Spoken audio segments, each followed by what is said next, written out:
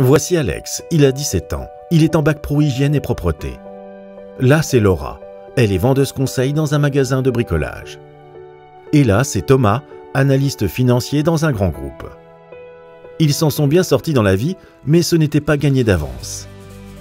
Alex n'y serait pas arrivé sans sa maîtresse de CE2 qui l'épaulera pour faire les gestes les plus simples. Et sans son binôme en 6e, grâce à qui il a pu réussir ses travaux pratiques de chimie, sa matière préférée.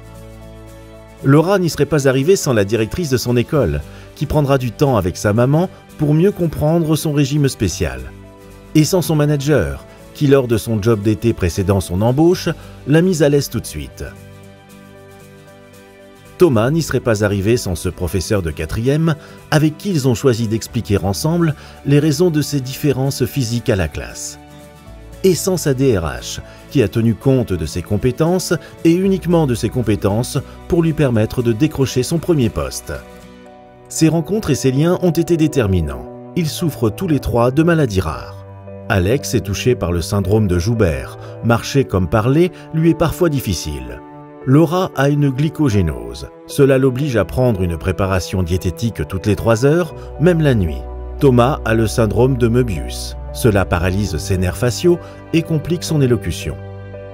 Ils ont tous les 3 été entourés et accompagnés dans leur vie scolaire, étudiante et professionnelle. Ils ont tous les 3 enrichi leur entourage. Et aujourd'hui, les résultats sont bénéfiques pour tous.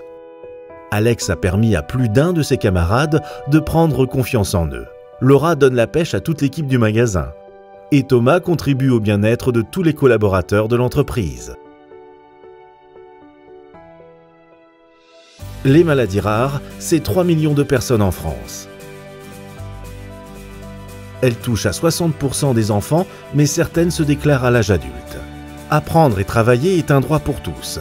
En faire une réalité avec les personnes atteintes de maladies rares, c'est aussi ajouter de la valeur à tout un collectif. Donnons ensemble cette nouvelle valeur au collectif. Rendez-vous sur maladiesraresjagis.fr.